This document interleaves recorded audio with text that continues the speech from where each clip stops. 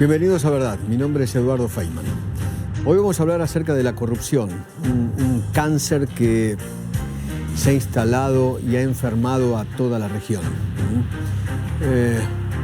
Un cáncer y un problema que trae además inseguridad, pobreza, y todo esto junto es un combo explosivo. Ahora, ¿qué es la corrupción? Cuando uno busca en el diccionario, la definición de corrupción es: en las organizaciones, especialmente en las públicas, práctica consistente en la utilización de las funciones y medios de aquellos en provecho económico o de otra índole de sus gestores, de los políticos, de aquellos que dirigen los destinos de un país. Vamos a hablar sobre esto y vamos a tratar de echarle un poco de luz a la verdad. Acompáñenme. Hoy, en Verdad, corrupción, el peor de los males que tienen los gobiernos populistas de América. ¿Cómo evitar que penetre en los Estados Unidos si no lo hizo aún? Viviremos el relato de Oscar Asa, uno de los mejores y más respetados periodistas del país. Nuestros países de Latinoamérica con economías muy pobres, los gobiernos han aprovechado para poner en sus nominillas a colegas que no han tenido otra alternativa que lo que se llama la pauta oficial. La pauta oficial. Entrevistaremos a figuras como Ernesto Samper, el expresidente colombiano, que defiende a los gobiernos populistas de la región. Es el resultado de los programas de desestatización que se hicieron en los años 80, 90, entre lo que se llamó el modelo neoliberal. Esos mecanismos de contratación pública terminaron perversamente creando en los países en los cuales había una ansia de enriquecimiento ilícito. ¿Qué hace el gobierno para blindarse de este cáncer? La corrupción la tenemos desde hace muchos años, que se han ido infiltrando poco a poco. Pero el populismo, socialismo y corrupción son one and the same. Van agarrados de la misma mano. Esto y más, hoy, en Verdad. Bueno, hay un común denominador en todos nuestros países que es la corrupción, un verdadero cáncer, una enfermedad que hace una suerte de metástasis y se mete en todos los organismos del Estado, ¿no es cierto? Y la corrupción, en definitiva, después termina provocando pobreza, pobreza y más pobreza. En mi país, por ejemplo, el 50% de los habitantes son pobres, de toda pobreza. Y además, la corrupción termina matando, porque lo que falta en un lugar seguramente puede llegar a provocar muertes. La corrupción falta también, cuando hay corrupción, faltan materiales en hospitales, en escuelas, en obras, y quedan en los bolsillos de los políticos. Se ha llevado puestos a varios gobiernos. De eso justamente vamos a hablar hoy, de la corrupción, la inseguridad, la persecución y la pobreza. Bueno, de todo esto vamos a hablar en el programa de hoy.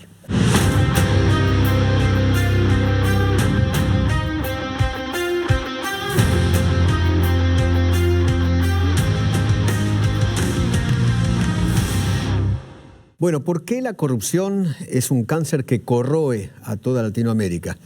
Primero quiero mostrarles unas placas. El manejo de la corrupción, por ejemplo. Los peores 5 países: México, Paraguay, Guatemala, Bolivia y Venezuela. Y Venezuela después tiene el peor índice de capacidad legal e instituciones políticas. 10 de los 15 analizados retrocedieron en la lucha contra la corrupción. La verdad que son números impactantes. Está con nosotros Delia Ferreira Rubio, de Transparencia Internacional. ¿Qué tal, Delia? Hola, gracias por estar aquí. Bueno, ¿por qué este es un cáncer que corroe América Latina? Bueno, es uno de los problemas globales más importantes que enfrentamos, porque está detrás de todas las crisis: la pobreza, la falta de equidad, los problemas de clima, la seguridad global. Y Latinoamérica no es la excepción, lamentablemente. Para que te des una idea, Transparencia Internacional mide anualmente una percepción de corrupción en el sector público. La región peor localizada es el África subsahariana, que tiene de una posibilidad de 100 puntos percibido como transparente a 0 percibido como incorrupto, un promedio de 33. Latinoamérica tiene 36.5, o sea que somos los segundos como región. Estamos cerca de África, donde la corrupción es más preocupante. Eso no quiere decir que no haya corrupción en los países que están bien rankeados, claro, los países nórdicos, como en por Estados ejemplo, Unidos también, o claro, en Estados Unidos. Claro. De todo el continente americano, por ejemplo, Canadá es el país mejor rankeado, seguido por Estados Unidos. Y en nuestra subregión en Latinoamérica también hay países que rankean muy bien. Por ejemplo, Uruguay tiene 71 puntos sobre 100 posibles. O sea, es menos corrupto. Es menos corrupto, es más transparente, diríamos, por la positiva. Chile tiene 67. Costa Rica 57. Esos son los únicos 3 latinoamericanos que están por encima de los 50 puntos, que es el medio. ¿Y Venezuela es la última de todas. La más corrupta. La más corrupta. Tiene 15 puntos sobre 100 posibles. Igual Cuba, que Yemen, para comparar con otro país, sí, por ejemplo. ¿Y Cuba lo pudieron medir? Cuba se mide y es un caso raro.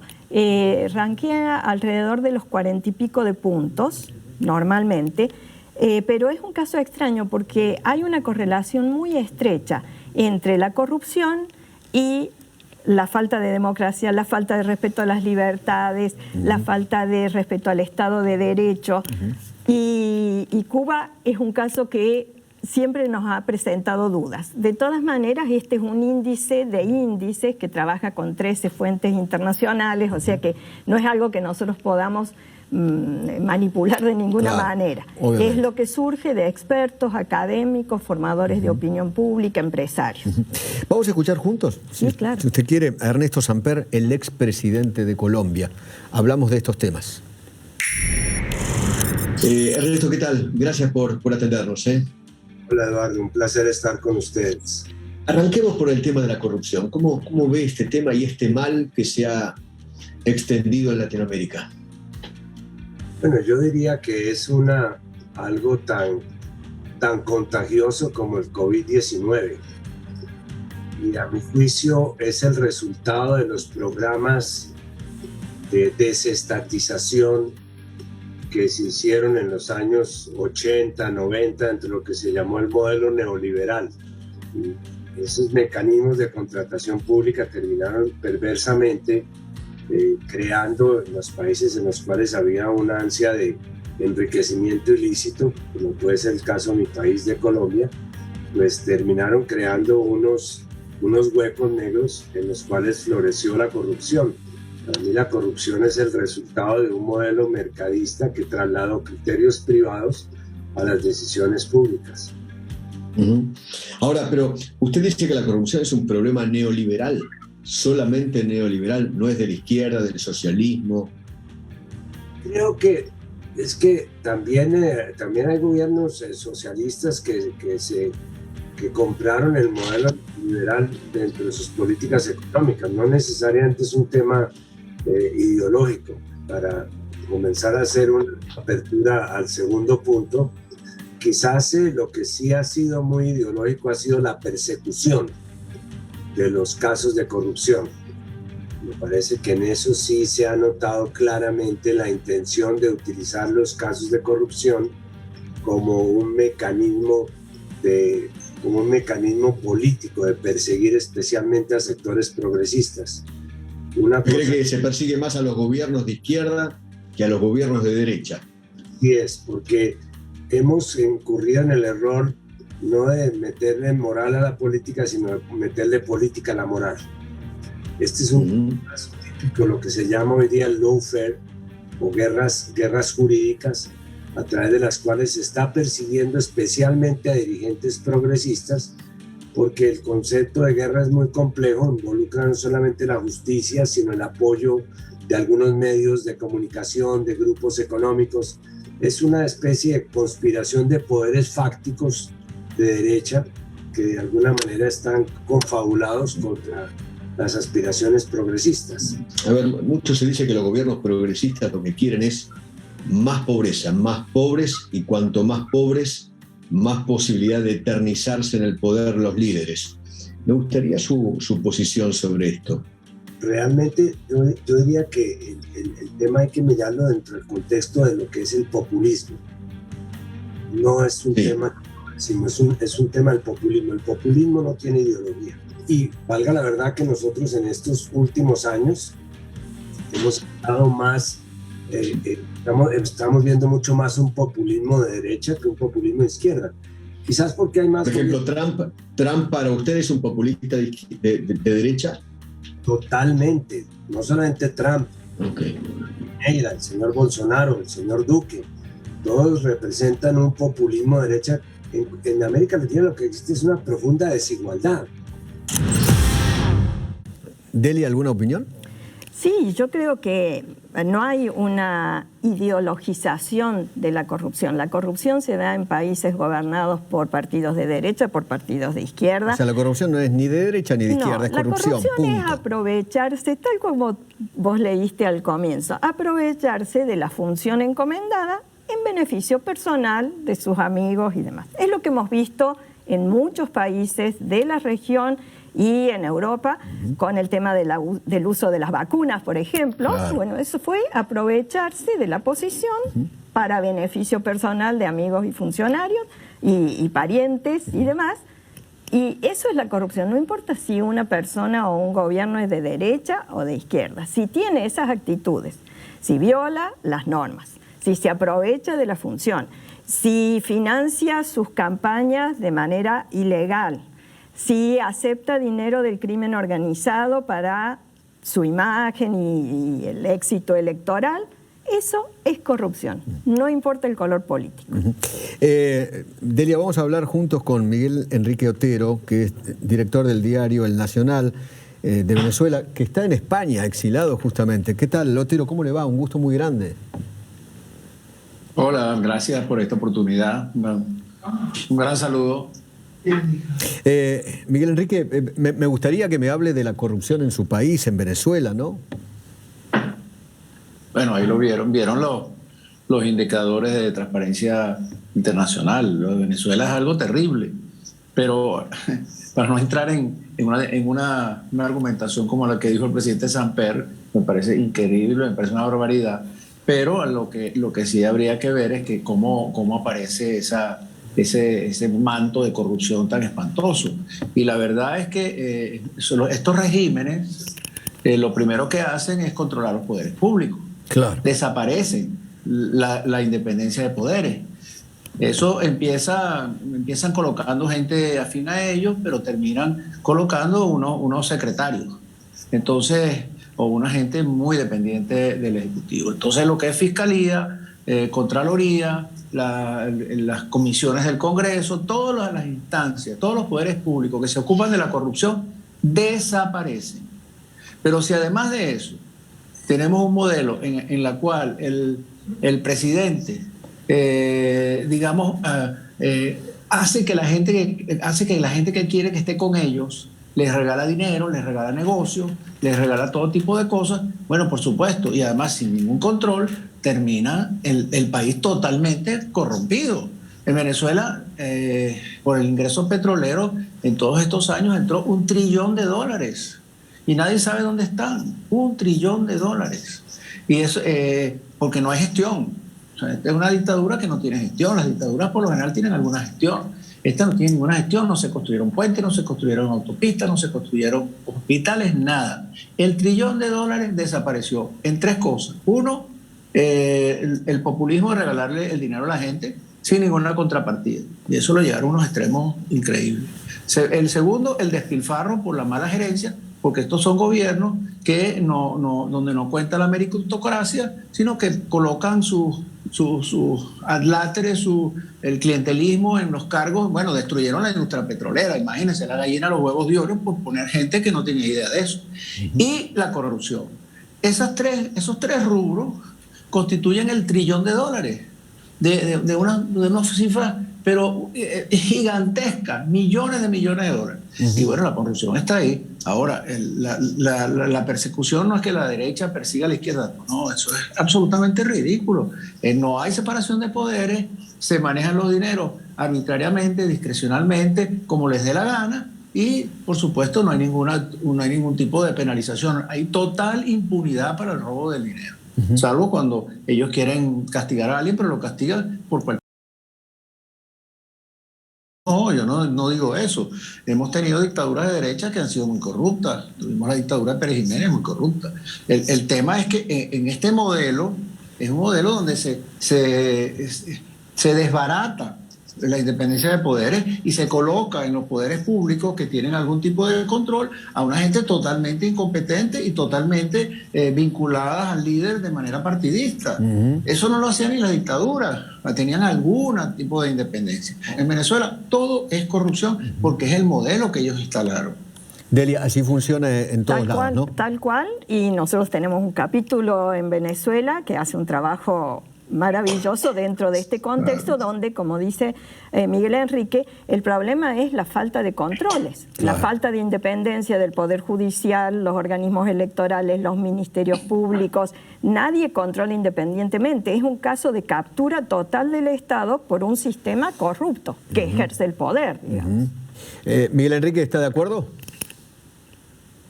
Sí, por supuesto, pero es que además, cuando se habla de izquierda, vamos a partir de cómo se describe eso de izquierda. O sea, ¿cómo es el régimen de Venezuela? Venezuela era un país con una mala distribución del ingreso, pero era un país rico y había movilidad social, etc. Hoy en día, Venezuela tiene el 92% de la población vive en niveles de pobreza y el 66% de la población vive en pobreza crítica, que es una barbaridad, es peor que Haití prácticamente. Pero además, el régimen, los jerarcas del régimen tienen unas fortunas increíbles. Son ricos. En decenas de millones de dólares, son unos mega ricos. Entonces, ¿dónde está la izquierda? Si eso es de izquierda, ¿qué es la izquierda? Cuando yo discuto con algunos izquierdistas españoles, le digo, defíneme izquierda. ¿Cómo es el modelo de la izquierda? Un modelo de la izquierda donde el pueblo se ha pauperizado de una manera terrible y donde los jerarcas son multimillonarios como Bill Gates. Entonces, ¿cómo defines de izquierda en este caso? Miguel Enrique no sabe cuánto le agradezco, le mando un abrazo muy grande y lamento mucho que esté exiliado allá en España y no pueda gozar de su país. Gracias. Abrazo muy, muy grande. Es tremendo, Delia. Decía una cosa muy importante referida a la situación de la población en Venezuela. La situación es la consecuencia de la corrupción. La víctima de la corrupción somos todos nosotros, los ciudadanos de a pie. Gracias por venir, Delia. Gracias, un placer. Mucha suerte. Ya venimos, ya seguimos en Verdad.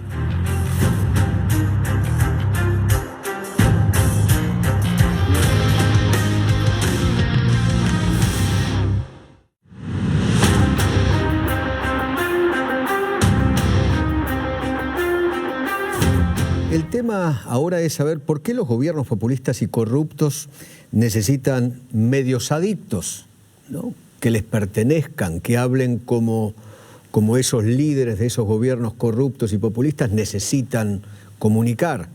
Los problemas de la libertad de expresión, de eso justamente vamos a hablar en este bloque. Y le quiero mostrar algo que hizo Reporteros Sin Fronteras. ¿Quiénes son los depredadores de la libertad de prensa? Lo tenemos a Nicolás Maduro de Venezuela, Daniel Ortega en Nicaragua, Miguel Díaz-Canel en Cuba, Jair Bolsonaro en Brasil. La fuente es Reporteros Sin Fronteras. Está Carlos Vera, que es periodista ecuatoriano. Carlos, ¿qué tal? ¿Cómo le va? Buenas tardes, un gusto compartir con ustedes. Igualmente, Carlos. Bueno, me gustaría su visión acerca de esto, ¿no? ¿Por qué los gobiernos corruptos y populistas necesitan periodistas o medios adeptos o adictos? Porque a medida que se desvían hacia el populismo y la corrupción, pierden la credibilidad que lograron en la elección y tienen que apoyarse en la credibilidad que tenían los medios. Pero tan pronto la gran mayoría se da cuenta que los medios están siendo cooptados, igual pierden su credibilidad y empieza entonces la represión de los periodistas que mantienen independencia y crítica para uniformar a todos los gobiernistas. Ese fenómeno se dio en el Ecuador. La parte buena fue que el periodismo independiente levantó la tea de la libertad de expresión a través de medios digitales y que a la larga eso fue comprendido y complementado por la oposición democrática que por fin se unió. Por eso pudimos derrotar al populismo de Correa en la última elección, aunque tuvieron todavía una buena votación, ellos 47%, nosotros, las fuerzas democráticas, 53%. O sea, Correa es como Maduro, por ejemplo, o como Díaz-Canel o los Castro. Es peor porque es más inteligente y muy hipócrita. Es decir, él comprendió que tenía que mantener la ficción de democracia, hacer elecciones, y dice que ganó todas, pero lo que pasa es que inclinó la cancha de tal manera que siempre estaba a su favor, el organismo electoral era a su favor, las reglas le permitían hacer a él publicidad y a los demás tenerlos en desventaja, a los medios de comunicación los cerraba por quítame estas pajas, decimos acá como una expresión muy popular, cualquier omisión secundaria, otros los incautó, los convirtió en medios del gobierno, no medios públicos, y eso que había ofrecido en 60 días subastarlos y mantener a la plantilla, y la cosa iba para largo, de verdad. Aquí se iba el correísmo como el madurismo y el chavismo se iba en Venezuela. Hasta que, yo lo digo con mucho orgullo, porque fuimos muchos, el periodismo independiente crítico jugándose la vida, algunos murieron en esta causa como Fausto Valdivieso, jugándose la salud, el empleo, el exilio, junto a una oposición democrática que comprendió la situación, convergieron en un mismo postulado y se los derrotó. Ahora hay un gobierno que, para hablar en términos similares a la Argentina, es lo que fue Macri al principio, pero si termina como Macri al final, vuelve lo que es el peronismo allá, el populismo acá. Claro. Me espera un segundito porque juntos vamos a escuchar un gran periodista, uno de los periodistas más prestigiosos del sur de la Florida. Me estoy refiriendo a Óscar Asa, de nuestra cadena Mega Televisión. ¿Lo escuchamos juntos? Óscar, qué gusto. El gusto es mío. Gusto. ¿Me podés definir libertad de expresión? ¿Qué es lo que entendés vos por libertad de expresión? La libertad de expresión es el reconocimiento al respeto del otro, a la otredad. ¿Y cómo considerás la libertad de expresión en estos momentos, en este siglo XXI, en nuestra región, en Latinoamérica? Totalmente en crisis, totalmente agredida por muchos factores. Está el factor del desarrollo tecnológico, las carreras informáticas, las carreteras informáticas. Hoy en día, con un teléfono cualquiera puede ser periodista. También el famoso abuso, el abuso y la prostitución, vamos a llamarlo por su nombre, de todo esto, personas que de manera irresponsable quieren crear opinión pública. Y para los periodistas profesionales, pues, hay temas tan terribles como la autocensura, la corrupción de los gobiernos para tratar de comprar las conciencias, convertir a los periodistas, convertirnos en bocinas de los gobiernos. Desgraciadamente, en nuestros países de Latinoamérica, con economías muy pobres, los gobiernos han aprovechado para poner en sus nominillas a colegas que no han tenido otra alternativa que... Lo que se llama la pauta oficial. La pauta oficial, y ahora, de unos años para acá, le ha cogido a los gobiernos con comprar los medios. Ya no los intervienen de forma tan brutal como lo hizo Fidel Castro en Cuba, sino convertirse en empresarios, porque es una gran ironía donde todo está entremezclado, ¿verdad? O empresarios amigos de los presidentes o de los gobiernos, o los comprando medios. O los presidentes al servicio con testaferros. Claro. Entonces, ¿crees que la libertad de expresión en este momento está en crisis en Latinoamérica? Totalmente, totalmente, con formas nuevas. Antes era el... ¿Por ejemplo? Bueno, la compra de los medios. La compra de los medios es una forma de amordazar. Anteriormente sabíamos que Trujillo o Somoza o otros dictadores latinoamericanos simple y sencillamente cercenaban la libertad de un porrazo, de un sablazo. Metía preso a los periodistas. O Chávez cerrando medios, Maduro cerrando medios. Matando periodistas. En la Argentina llamamos el relato, cuando el gobierno trata de instalar su propio relato. Creo que conoces bien, eso ocurre en Cuba, eso ocurre en las dictaduras, ¿no? En Venezuela, por ejemplo. Claro, claro. Definitivamente es uno de los grandes retos y de los males de nuestros tiempos. Aquí en Estados Unidos, producto de que el desarrollo de la sociedad y del sistema capitalista, pues eso se puede detener o por lo menos impedir, para decirlo de una forma más correcta, donde el gobierno tiene mucho cuidado a pesar de que siempre hay intentos de torcerte el brazo, como decimos. Sin embargo, aquí es un poco más difícil. Por eso muchos de nosotros decidimos venir para los Estados Unidos, donde, por ejemplo, tienes una empresa como esta. En los años que tengo acá, desde el 2013, y eso lo dije al aire el otro día, en la Mega, nunca se me ha impuesto un tema. ¿Por ejercer el periodismo en algún momento corrió riesgo tu vida? Sí, varias veces. ¿Estuviste a punto de morir? Bueno, con una ametralladora en el estómago, en El Salvador, si eso no es a punto de morir, sí, claro. En ese momento no lo procesé, pero después no pude dormir por varios días en el hotel. Si tuvieras que, a los jóvenes que nos están viendo y que tienen ganas de abrazar esta tremenda profesión, la nuestra, el periodismo, ¿qué les dirías? Lean, estudien. Siempre es importante saber que si lo que quieres es fama y fortuna, dedícate a otra cosa. Que esta es una profesión de servicio para servir a los demás y que es quizás, si no la más, una de las más bellas. Cuando comprendes realmente el significado, y más ahora en este siglo, de la comunicación para llevar un mensaje con honestidad. Gracias. Gracias.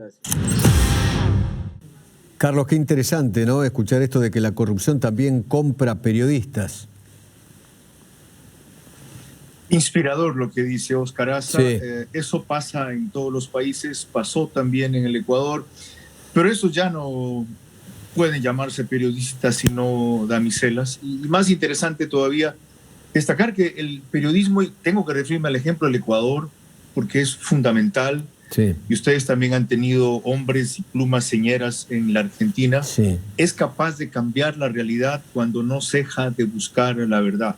Acá, a riesgo de que nos acusaran de que la prensa corrupta, como nos llamaban, superábamos el rol que nos habían asignado, porque quería que fuéramos notarios de la realidad. Toma nota de lo que ocurre y transmítela. Pues para eso cojan un robot, ¿verdad? Para eso cojan una grabadora y un reproductor y lo ponen a andar. No querían que procesáramos, que analizáramos, que preguntáramos, que criticáramos, que diseñáramos, etc. A cuenta de que rebasamos ciertamente el rol, ciertamente hubo que hacerlo, porque estábamos en una dictadura, aunque no lo parecía, salimos de la dictadura. Qué pena tener que decirlo, porque significa que las demás instancias del Estado no funcionaron, incluidos los partidos y los políticos. A mí me tocó salir de un canal de televisión, convocar a una revocatoria del mandato, armar en Quito manifestaciones cuando todo el mundo se mojaba los pantalones. Y sin embargo, eso prendió una chispa de oposición que luego, a Dios gracias, tomaron la posta quienes debían, que eran los políticos, y yo pude volver a lo que mejor hago, que es la televisión. Carlos, un abrazo muy, muy grande. Un gusto siempre hablar con vos. Felicitaciones por el espacio y que sigan adelante. Abrazo muy, muy grande. Bueno, señores, seguimos buscando la verdad sobre la corrupción y otros temas más.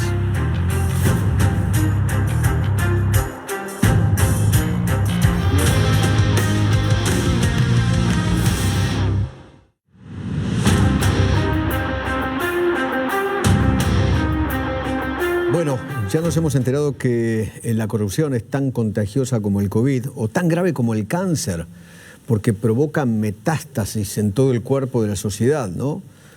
Te toma el poder ejecutivo, el legislativo, el judicial, la policía. Ahora, ¿cómo evitar que la corrupción, que es un cáncer en Latinoamérica, llegue a los Estados Unidos?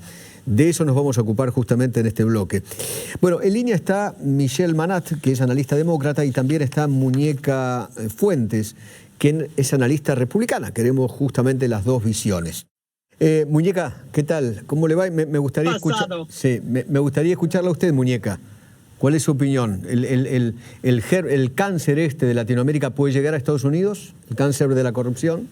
Yo no creo que pueda llegar, sino que es que ya está aquí. Ya lo tenemos aquí. La corrupción la tenemos desde hace muchos años, que se han ido infiltrando poco a poco. La corrupción, o el populismo, socialismo y corrupción son one and the same. Van agarrados de la misma mano. Son, como decimos en Nicaragua, lobos del mismo piñal. Y la corrupción sí ya está aquí. Y lo podemos ver con ir a las elecciones. Las elecciones es un fruto de un fraude de un fraude que fue a raíz de una corrupción, porque las máquinas de Smartmatic y de Dominion se empezaron a usar en algunos pocos estados hace varios años. Y ahora para estas elecciones estaban en 30 y pico de estados. O sea, desde ahí hay corrupción. Tenemos el caso de Hunter Biden, con miles de pruebas de corrupción de su padre, quien sí es político y ha estado viviendo de la política por más de 4 décadas y no ha hecho nada por el país, y ahora mismo ha demostrado su ineptitud con la forma abrupta que salió de Afganistán, que sacó a las Fuerzas Armadas y que dejó todo nuestro armamento allá. Eso es corrupción, porque eso no fue una ineptitud, eso trae, ya viene armado de antes, y esto es gato encerrado. Y en Nicaragua es la misma forma que han operado. Ellos entraron con corrupción, han involucrado a la empresa privada, les abrieron la gasa, les tiraron el anzuelo con una buena carnada, los empresarios cayeron en la trampa por ambición, y después se volvieron en sus títeres útiles, sus tontos útiles, como hemos visto ahorita. Nicaragua va para elecciones, entre comillas, en noviembre 7. ¿Quién puede correr una boleta con un corrupto que ha usurpado un poder que no le corresponde, como el de aquí, que también está usurpando un poder que no le corresponde? ¿Y quién está corrupto, quién está sucio? ¿Por qué? Porque el único que gana con esas elecciones, en el caso de Nicaragua, es el régimen. Recién hablábamos con Muñeca Fuentes y ella decía que Biden había usurpado el poder, un poder que no le correspondía, y que eso es parte de la corrupción. Me gustaría saber su análisis, Michelle. Sí, directamente y fundamentalmente eso es una mentira. Es algo de toda la campaña de desinformación que lamentablemente el Partido Republicano y el partido que dejó o que que regaló al Partido Republicano de Donald Trump. Es su forma de manejar la política y sus campañas año por año. Ahora estamos viendo esto a full en el estado de Florida, donde se encuentra Muñeca. Yo no estoy en Florida ahora, pero tengo un montón de colegas y amigos que viven en la Florida, y yo tengo preocupación para todos los que viven en Florida, la verdad. Yo soy norteamericana primero, demócrata no soy primera, norteamericano, y necesitamos ir adelante como país.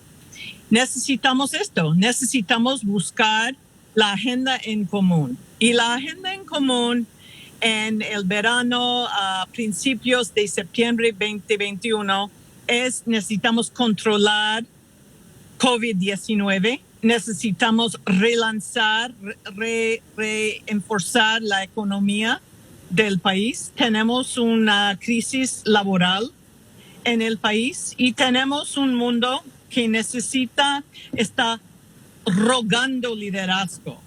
Cuando hay un problema del cambio climático, por ejemplo, los incendios que estamos viendo, hasta en Siberia, en parte de Rusia. Necesitamos liderazgo de verdad y necesitamos dejar el juego político.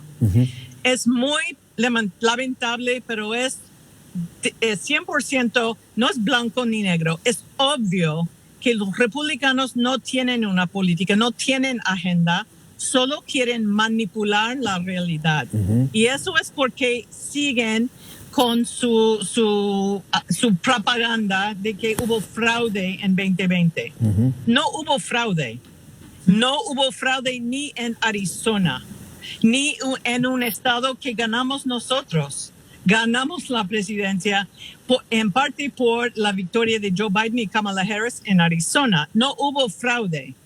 Solo ellos no tienen la forma de jugar con integridad y de una forma ética. Sí. Muñeca, yo la veía sonreírse mientras hablaba Michelle. ¿Por qué? Bueno, porque mira, la mayor parte como dijo la señora Manat, el número más grande de votantes salió a votar. Sí, votación por correo, donde se presta para un fraude facilísimo. Además, con las máquinas de Smartmatic y Dominion, que ya sabemos que fueron primeramente probadas en Venezuela, hicieron un análisis serio, científico, probado, que la revista Statistical Science incluso lo publicó, donde muestran cómo las máquinas de Smartmatic hacen el fraude. Aquí el problema es que los demócratas tienen una doble moral en todo. Entonces se valen muy bien, sí, la mayor votación en la historia del país de una persona que ni siquiera pudo tener 100 personas en un rally. Ni siquiera con autos, por el COVID. Perdónenme, yo estuve en todos los rallies del presidente Trump, tomando las precauciones que se tienen que tomar por el COVID, porque somos gente responsable que queremos el bien para la nación. Esa es la diferencia entre el Partido Demócrata, que busca su agenda, y el Partido Republicano, que queremos el bien común. Nosotros, Estados Unidos, America First. ¿Y qué pasó? La mayoría de los lugares donde dicen que ganaron están en cuestión. ¿Y por qué están en cuestionamiento? Porque hubo fraude. ¿No lo quieren aceptar? Magnífico. Pero ya hemos visto en los 8 meses que llevamos con este señor, con esta administración, el fracaso que ha sido los pipelines, la inmigración ilegal. No ha triplicado, está 7 veces más que en el tiempo del presidente Trump. Han abierto las fronteras de una manera irresponsable. No sabemos quién es. La inmigración es buena cuando es legal, porque el que viene legalmente viene por lo general a invertir, a gastar, a traernos plata. Mientras que el inmigrante ilegal nos cuesta plata, nos cuesta mantener la salud, nos cuesta el proceso legal de cada uno de ellos. Y es cierto, entre los inmigrantes ilegales viene mucha gente noble y buena, con buenas intenciones a este país, pero también vienen mucha gente irresponsable, traficantes. Entonces, realmente el Partido Demócrata siempre le echa la culpa a Trump, porque como no tienen argumentos, es más fácil echarle la culpa al único presidente que ha hecho algo por Estados Unidos de América. Muñeca, la culpa no es únicamente a Donald Trump. Pero si otra vez regreso a esto, debemos hablar de la realidad y la urgencia de este momento. Donald Trump fue el presidente de COVID. Él mismo tuvo COVID, ¿no? En los primeros días de octubre. En enero, no. Hace como 2 meses salió algo de opinión, una nota de opinión de Alex Azar, quien fue el secretario de salud en el gobierno de Donald Trump. Y él admitió varias cosas de que la vacuna es lo que necesitamos, es eficaz y necesita difusión en todo el país. Eso es donde estamos. Tenemos que decir que el presidente Trump y el equipo de trabajo adentro de la Casa Blanca y adentro de las varias agencias en el gobierno sí se dedicaron a investigación y invirtieron todo lo necesario para llegar a una vacuna. Pero ¿quién preparó un plan para difundir, para cubrir la población del país, empezando con gente de tercera edad y con enfermeras, médicos, técnicos, bomberos, policía, etcétera? ¿Quién lanzó el programa?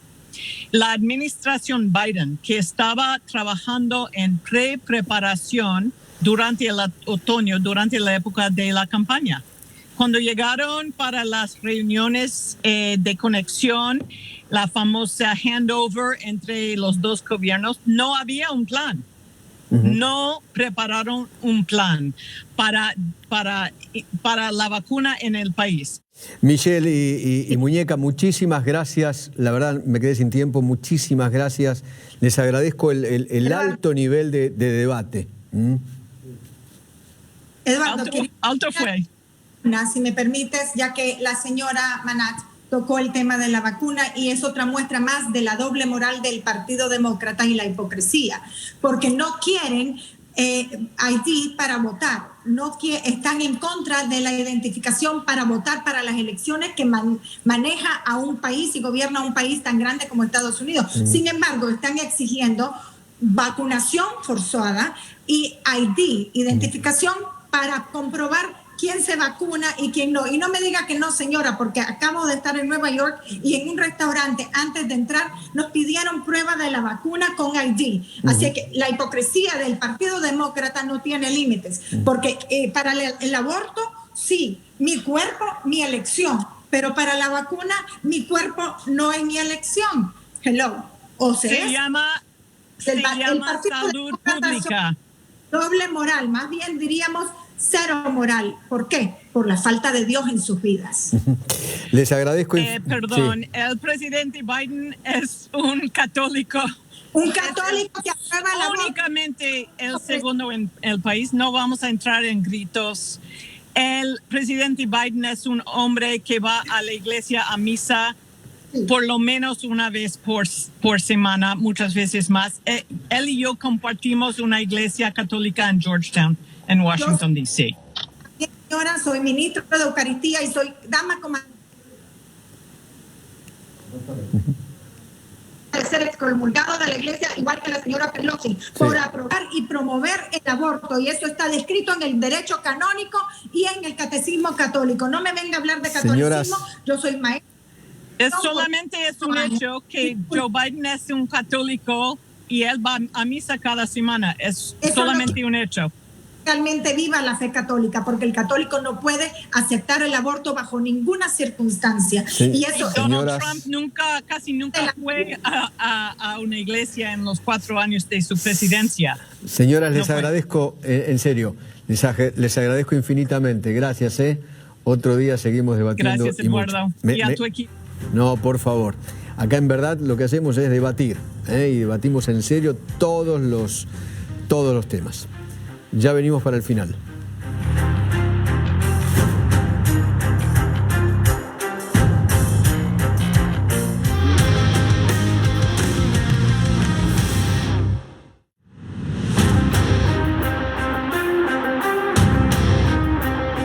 Bueno, hemos hablado en el día de hoy, aquí en Verdad, sobre los males de América Latina, la corrupción, la persecución, la pobreza. Samper nos decía, el expresidente de Colombia, que la corrupción es tan contagiosa como el COVID. Y sabemos también que la corrupción contamina cualquier tipo de sociedad. Y también es tan grave como el cáncer. Hace una metástasis en cada uno de los organismos del Estado, ¿no? En los ambientes del Estado, en el Poder Ejecutivo, en el Poder Legislativo, en el Poder Judicial, en la policía, en el empresariado. Contamina absolutamente toda la sociedad. Y es un común denominador la corrupción de nuestros países en Latinoamérica. A ver, para mí la corrupción mata. ¿Qué quiero decir con esto? Cuando los bolsillos de los políticos se llenan, ese dinero falta en algo, o en unas jeringas, o en los hospitales, o en camas de hospitales, o en respiradores para el COVID en hospitales, o en obras públicas, o faltan, no sé, en las escuelas. Por eso la corrupción mata y es un mal tremendo en nuestros países. Y que además generan pobreza, pobres de toda pobreza. Mientras los ricos se hacen cada vez más ricos, los pobres se hacen cada vez más pobres. Bueno, creo que le echamos un poco de luz a la verdad sobre este tema. Chao, hasta luego.